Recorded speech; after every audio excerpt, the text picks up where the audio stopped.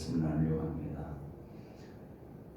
주인이 닭장에서 닭 한 마리를 잡기로 했는데 가장 멍청한 닭부터 잡기로 했다고 합니다. 첫째 닭에게 질문을 했습니다. 8일 더하기 8은 뭐냐? 16. 둘째 닭에게 질문했습니다. 9 곱하기 9는 뭐냐? 81. 셋째 닭에게 이렇게 하다가는 이게 몸보신을 해야 되는데 몸보신을 하기가 참 어렵겠구나. 이러다가 힘들 것 같아서 좀 어려운 질문을 해봅니다. 9 곱하기 9 곱하기 9 곱하기 9는 세 번째 닭이 결연한 표정으로 주인을 째려보면서 이렇게 말합니다. 에이씨 물거려. 물거려. 세 번째 닭은 주인이 질문이 너무나 어려워서 포기해버렸습니다. 그러나 사랑하는 성도 여러분, 주님의 성도는 아무리 말씀이 어려워도 포기하면 안 됩니다. 성도는 끝까지 이 말씀을 붙들고 살아가야 됩니다. 이 말씀을 붙들고 살아간다는 것은 어쩌면 우리의 생명을 담보로 해야 될 줄 모릅니다. 그래서 성경이 우리가 성도는 성경을 먹으면 이 성경을 붙들고 살면 이 말씀을 먹을 때 꿀같이 달아져야 된다는 것입니다. 꿀같은 역사가 분명히 이 말씀 속에 나타날 줄 믿습니다. 오늘 본문은 설교 시간에 조는 사람에게 그냥 기분 나쁜 설교라고 할 수 있는 본문입니다. 우리가 오늘 본문을 읽으면서 그동안에 설교에 들으면서 졸았던 사람들은 야 그런 생각할 거예요. 설교 중에 졸면 좋을 수 있겠구나. 성경에 이 누구라 하는 청년이 그랬으니까 분명히 죽는다고 하는 그 말을 목사님이 하려고 하는 것이다. 사실 설교 중에 졸면 좋을 수도 있다 하는 위협적인 말을 제가 하려고 하는 것 아닙니다. 유두고라고 하는 청년이 사도 바울이 설교할 때 졸다가 3층에서 떨어져 죽었다는 거죠. 목사님들이 자주 이 성경을 인용합니다. 설교 중에 졸면 죽습니다. 설교 중에 졸면 죽습니다. 교인들이 할 말이 많죠. 오죽 설교를 졸게 했으면 그렇게 졸하겠는가. 졸리는 설교가 죄악이다. 졸리는 설교를 하는 것이 잘못이지 조는 게 문제냐 이렇게 또 반문을 할 수 있습니다. 여러분 그런데 오늘 본문의 말씀의 핵심 주제는 사도 바울이 죽은 유두고를 살렸다 또는 설교 중에 졸면 죽을 수 있다 또는 졸리도록 설교를 하는 것이 죄악이다 이런 것을 말하려고 오늘 본문을 기록해 놓은 것은 아닙니다. 바울이 평소 같지 않게 설교를 굉장히 오래 했다는 거예요. 설교를 오래 했다는 겁니다. 9절에 보니까 그런 표현이지 않습니까? 바울이 강론하기를 더 오래 하며 졸음을 이기지 못하여 3층에서 더 오래 했다는 거예요. 어떤 설교를 강론이라고 이제 그렇게 말을 합니다. 말씀을 풀어서 해석해주고 적용시켜주고 얘기를 하는 거예요. 토론식으로. 오래 하니까 졸음을 이기지 못하여 이렇게 표현되어 있습니다. 그만큼 사도 바울이 말씀을 오래 했다는 거예요. 지금 사도 바울은 3차 전도 여행 중 3년 동안을 에베소에서 제자 훈련을 했습니다. 에베소에서 멀면서 3년 동안 사람들을 가르쳤습니다. 그리고 그것을 마치고 마게도니아를 거쳐서 지금 예루살렘을 향해서 내가 예루살렘을 가야 됐다. 예루살렘을 향해서 가던 길이었습니다. 그 중에 들린 길이 뭐였냐? 이 드로아라고 하는 곳에 이르러서 일주일 동안 거기에 머물게 됩니다. 일주일 동안 머물면서 설교를 했는데 마지막 날이 바로 오늘같이 주일이었습니다. 사도 바울은 내일이면 떠날 형편이나 말씀을 하나라도 더 가르쳐야 되겠다, 전해야 되겠다 하고 이렇게 하다 보니까 설교가 길어졌던 것 같습니다.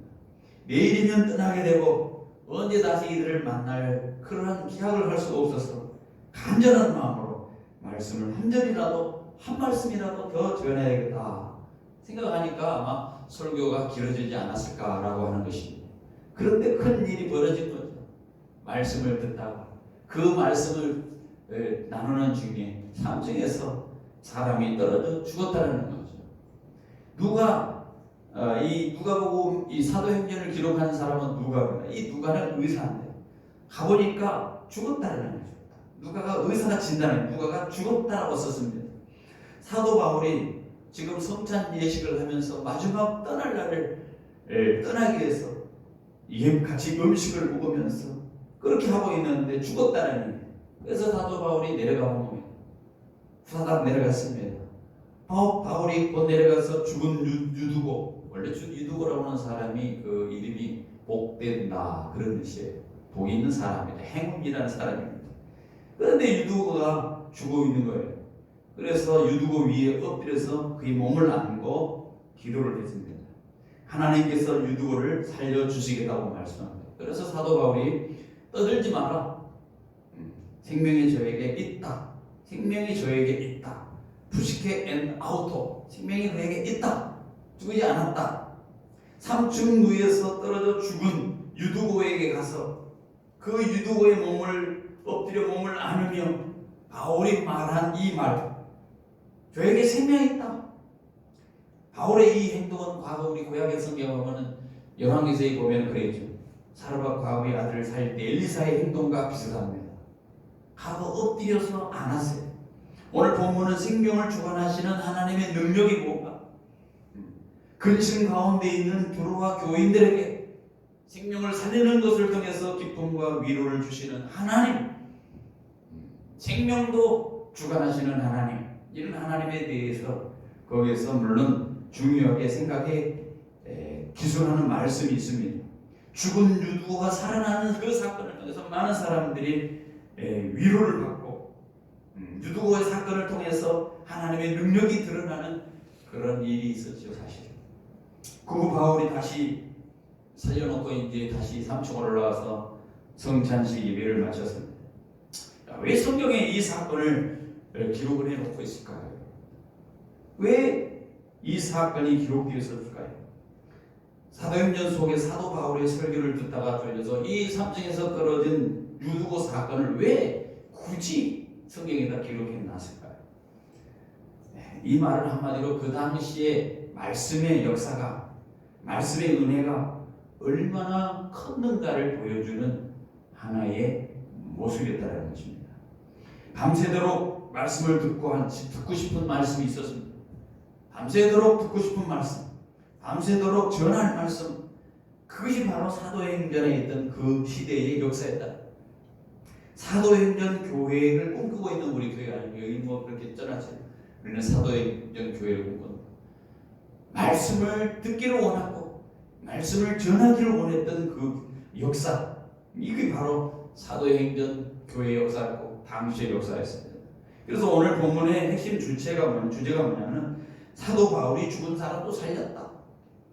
설교 중에 졸면 죽을 수 있다. 설교는 짧아야 된다. 그런 얘기를 하는 것이 아니라 초대교회의 사람들이 얼마나 하나님의 말씀의 은혜가 컸는지를 보여주는 거라. 하나님의 말씀의 은혜. 4절에 보니까 사도 바울과 동행했던 사람들이 쭉 여기 언급되고 있는 것을 보게 됩니다.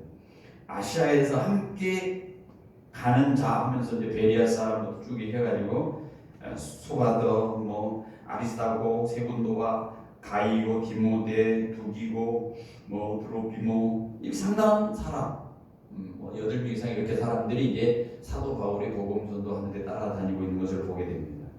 이건 뭘 표현하냐? 에베소에서 하나님의 말씀이 증거돼서 얼마나 많은 열매를 맺었는가를 보여주고 짐작할 수 있는 것입니다. 그 사람들이 지금 사도 바울처럼 자기들도 이 복음을 위해서 자신의 인생을 걸고 내가 복음을 증거하는 일을 해야 되겠다고 하는 그런 마음들이 있었다는 거예요. 이들의 그 각오를 우리가 생각해요. 우리가 여행 가면 그러잖아요. 여행을 갈 때 가끔 보면 1박 2일을 하고 오겠다. 여행 다 스케줄 따라가서 여행 가이드하는 사람 쭉 따라가는데 갔다 오면 너무 피곤해요. 좋은 곳도 있는데 너무 피곤한다. 좋은 음식을 먹고 좋은 호텔에서 타고 차고 오고 비행기 타고 잘 갔다 오는데 피곤하는 거예요. 그런데 당시 전도자들은 어땠습니까? 걸어서 다녔어요. 복음 전하는 사람은 강도의 위협이 있었습니다. 매 맞고 때로는 예수 믿는다고 매를 맞고요. 예수 믿는 것 때문에 감옥에 갇히기도 했고요. 그런데도 그들은 그 길을 따라 나섰다는 사도 바울의 그 복음 사역을 따라 나섰다. 그만큼 말씀의 은혜가 컸다는 거예요. 그들이 받은 그 말씀의 은혜가 컸다는 거예요. 말씀이 얼마나 좋았으면 계속해서 사도 바울의 그 말씀 전하는 것을 듣기 위해서 듣고 싶어서 그 말씀 전하는 일에 자신을 헌신하고자 싶었던 그런 사람들이 많이 있었음을 우리가 볼 수 있게 됩니다. 사랑하는 성도 여러분, 유디고의 이 이야기의 핵심은 앞서 말씀드린 것처럼 설교를 듣다가 이 죽은 사건은 밤이 새도록 그야말로 말씀을 전하는 그러한 역사가 있었다는 거예요. 뿐만 아니라 밤이 새도록 들어도 좋은 말씀의 역사가 그 당시에는 있었다는 거예요. 여러분, 설교를 길게 하려고 해도 들어줘야 될 사람이 있으면 얼마나 좋겠습니까? 그렇죠? 목사가 가장 행복해하는 것은 설교를 길게도 들어줄 수 있는 사람. 그렇죠? 네. 11절에 보니까 예배가 끝난 다음에 다시 오랫동안 날이 새기까지 그들에게 강론했다, 이야기했다는 거죠. 짐작하긴 설교가 끝나고 더 말씀을 전해달라고 그렇게 하는 사람들이 많이 있지 않았을까 이렇게 생각이 드는 거예요. 지금 내일이면 사도 바울이 이것을 떠납니다.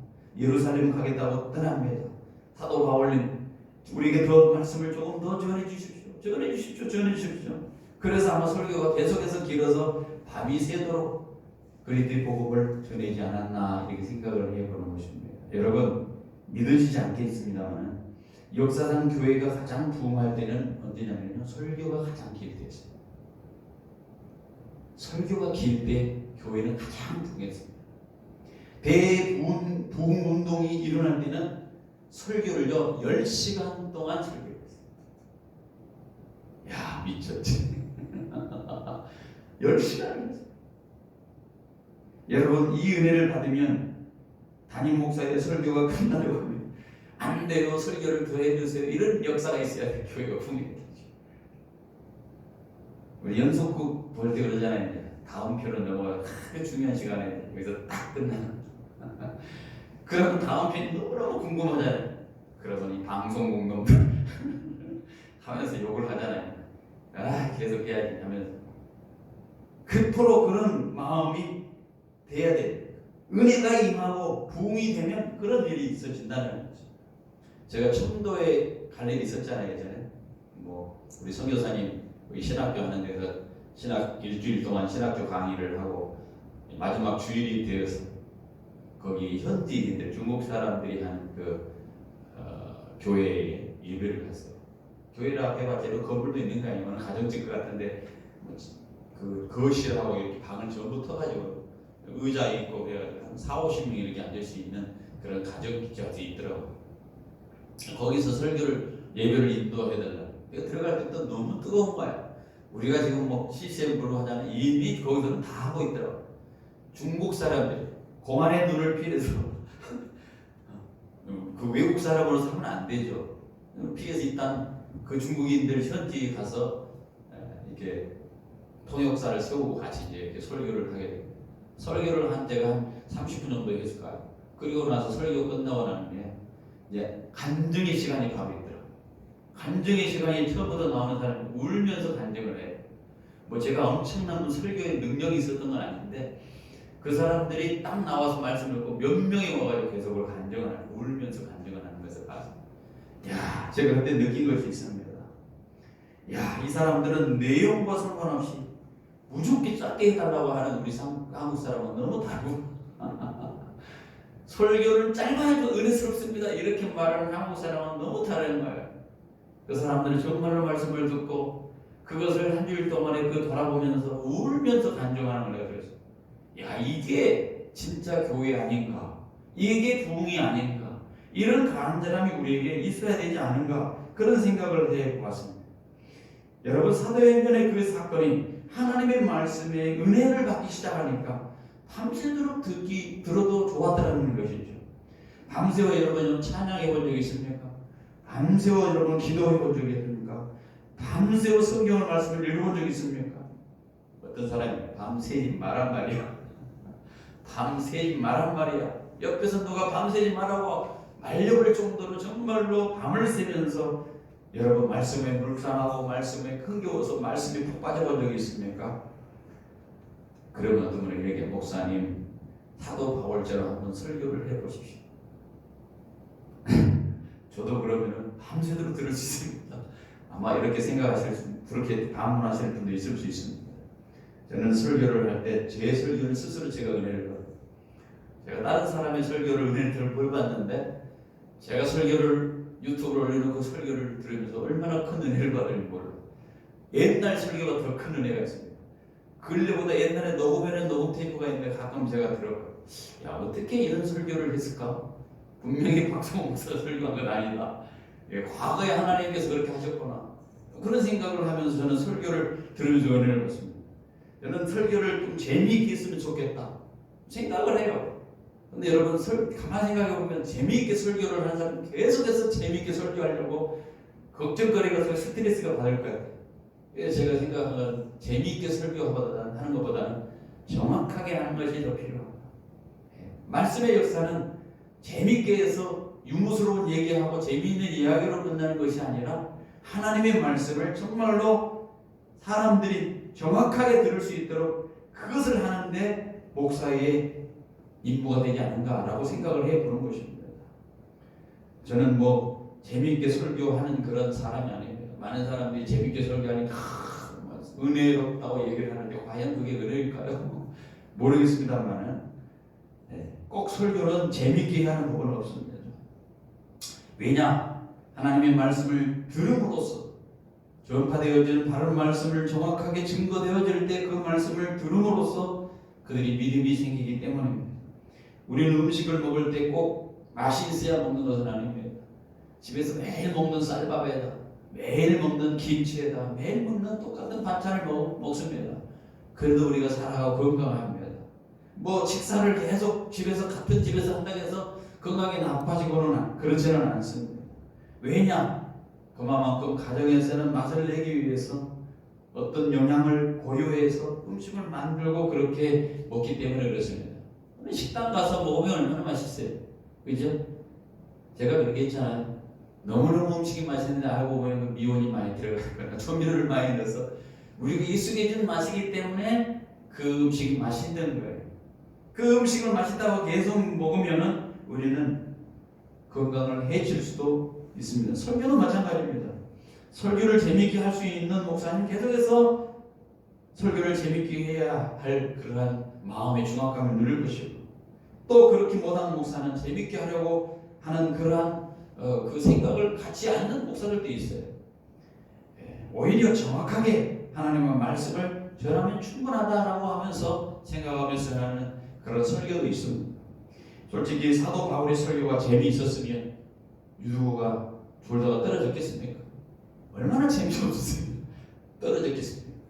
미국의 목사님 중에 설교로 유명한 목사님이 있습니다. 첫 스미스라고 하는 목사님. 그런데 그분은 설교가 너무 어려워서 야 이렇게 하다가는 목회 못하겠다. 목회를 포기하려고 했어요. 그래서 이분이 생각이 낸 것이 일주일 내내 설교를 준비하는데 너무 스트레스를 받는 거예요. 이 목회가 견딜 수 없는 고통이었습니다. 그래서 이분이 성경책을 듣고 청중을 보며 설교하는 그 성경책 하나만 들고 청중을 향해서 설교하는 빌리그리엄 목사를 보면서 야 나도 저렇게 해야 되겠다 하면서 무선 마이크를 차고 그렇게 해보려고 했지만 막상 되지 않았습니다. 큰 실망을 경험을 합니다. 그래서 그런 목회를 포기했습니다. 그리고 나자 할 일이 없었어요. 야 이 목회도 포기하니 할 일이 없었어요. 그래서 이제 뭘 내가 할까 하다가 방에 들어가서 성경을 읽었습니다. 그동안 설교 준비하느라고 성경을 읽지 못했는데 정말로 홀가분한 마음으로 이분이 성경을 읽기 시작한 거예요. 창세기부터 읽기 시작했습니다. 성경을 읽으면서 은혜된 말씀을 줄을 긋기 시작했습니다. 성경을 많이 읽다 보니까 더 성경이 이제 감으로 다가오는 거예요. 그러다가 이게 좋은 말씀이다. 그래서 내가 가지고 있긴 참 아깝다 해가지고 사모님하고 나눠서 사모님과 아는 사람을 몇몇 불러가지고 성경 공부를 하기 시작했습니다. 한 주간 성경을 읽고 묵상한 것을 주일에 나눈 식의 그러한 설교를 하게 됩니다. 그게 강해설교의 시작이었습니다. 강해설교를 시작하는 것입니다. 그 해에 40명이 모였습니다. 이들의 마음을 합하여 교회를 시작하고자 해서 교회를 개척하기 시작했습니다. 이렇게 시작된 교회는 40년 동안에 미국에서 1000개가 넘는 교회가 개척되었습니다. 2004년 당시 통계로 의하면 미국에서 제일 큰 교회 25개 대형 교회 중 15교회가 이 척 스미스 목사에 의해서 그 말씀을 배운 그 목회자들에 의해서 세운 그러한 교회였습니다. 3,000명의 젊은이들이 전 세계로 나가서 이 새로운 교회의 모델을 가지고 그들이 목회를 하게 됐습니다. 성경을 읽는 그대로 전하했더니 역사가 일어납니다. 성경을 깨닫는 그대로 전하했더니 그들이 그 말씀을 가지고 큰 은혜를 받으려는 겁니다. 말씀이 인생을 변화시켰다는 겁니다. 그리고 말씀이 교회를 변화시켰다는 것입니다. 그렇습니다. 기독교의 복음의 핵심은 말씀이 들어가면 바뀌게 된다는 겁니다. 변화된다는 겁니다. 그럼 어떻게 사람이 바뀔까? 어떤 방법으로 사람이 바뀔까? 말씀이 바뀌는 거예요. 말씀이 바뀌는 거예요. 사도 바울은 이것저것 돌아다니면서 길거리에서 살았습니다. 감옥에도 지냈습니다. 그러나 그는 감옥 가는 곳마다 역사가 일어났습니다. 빌립보 감옥에 가면 그곳에서 지진이 일어나는 역사가 일어났습니다. 로마 감옥에 갇히면 시대가 발칵 뒤집혔습니다. 기독교가 전할 수 있는 가장 중요한 메시지는 뭐냐? 복음을 들으면 당신은 변할 수 있다. 당신도 구원받을 수 있다. 죄인도 하나님의 자녀로 변할 수 있다고 하는 메시지. 그 메시지가 바로 말씀이라는 거예요. 하나님의 말씀이래요. 말씀이 들어가면 변화되더라는 겁니다. 우리가 때로는 뜨거운 체험을 합니다. 그래도 오래가지 못합니다. 뭐를 하고 방언을 하고 통역을 하고 시교를 하고 뭔가 그러한 체험을 합니다. 그러나 오래가지 못합니다. 시간이 지나가면 원래 모습으로 돌아갑니다. 왜 그럴까? 진정한 삶의 변화를 체험하지 못하기 때문에. 그러나 사람을 바꾸는 것은 말씀. 이 말씀이 들어가면 사람이 바뀌게 되고 그 사람이 바뀌는 모습을 목격할 때의 사람들은 정말로 성격도 변하고 인생도 바뀌게 되는 아무리 바꿔라 말하면 말씀이 들어갈 때 바꾸는 것입니다. 여러분의 삶에 가장 중요한 것이 무엇입니까? 오늘 본문은 우리에게 그것이 바로 살아있는 하나님의 말씀이라고 말합니다. 이 말씀이 여러분 손에 들여져 있다. 이 말씀이 여러분의 인생의 변화를 바꿔야 되는데 이 변화를 시킬 수 있는 이 말씀인데 단순히 손에 들여져 있다고 해서 이것이 여러분을 바꾸지는 않습니다. 여러분은 이 말씀을 들고 살아갔지만 변화되지 않냐는 모습은 얼마나 안타까운 일입니까? 그러나 분명히 우리 기억해야 될 것은 이 말씀이 주는 은혜를 받으려면 시간을 해야 됩니다. 이 말씀을 통하여서 복을 받지 못할 이유가 뭐가 있느냐? 이 말씀을 가까이 하지 못함이 이유이고 이 말씀을 경험하지 못함이 이유일 것입니다. 말씀을 묵상하고 말씀을 배우는 일에 시간을 내지 않으니까 은혜를 받지 못하는 거예요. 하나님을 만나지 못하는 거예요. 하나님의 역사를 경험하지 못하는 거예요. 그러니까 신앙이 항상 변화가 없는 겁니다. 우리가 아무리 말씀을 들을 기회가 얼마나 많은 있음에도 불구하고 그를 듣지 못합니다. 마지막 때는 아마 더 그럴 거라고 생각합니다. 성경을 읽을 힘이 성경을 읽을 수 있는 그런 읽지 못할 때가 반드시 올 것입니다. 하나님의 말씀을 듣기가 힘들 시대가 반드시 오게 될 것입니다. 귀가 어두워서 말씀을 듣기가 어려울 때가 올 것입니다. 다리가 아파서 하나님께 예배하는 일이 힘들 때가 옵니다. 박정자 원사님이 여기 주위에 있는 원사님이 저한테 전화 와서 목사님 우리 옆집에 이러이러한 분이 노인네가 이렇게 계시는데 할아버지가 계시는데 이분이 연세가 있는데 몸도 안 좋고 그래서 예수를 믿으면 좋겠어요. 목사님 한번 전화를 해서 전화 받는데 저한테 주시더라고요. 그래서 제가 어저께 전화를 했어요. 어르신 여기 예수를 교회 목사입니다. 박 권사님께서 이렇게 전화를 통화해서 꼭 교회로 모시라고 그러는데 제가 주일날 가도 되겠습니까? 이분이 딱 하는 말입니다. 다른 말은 안 해요.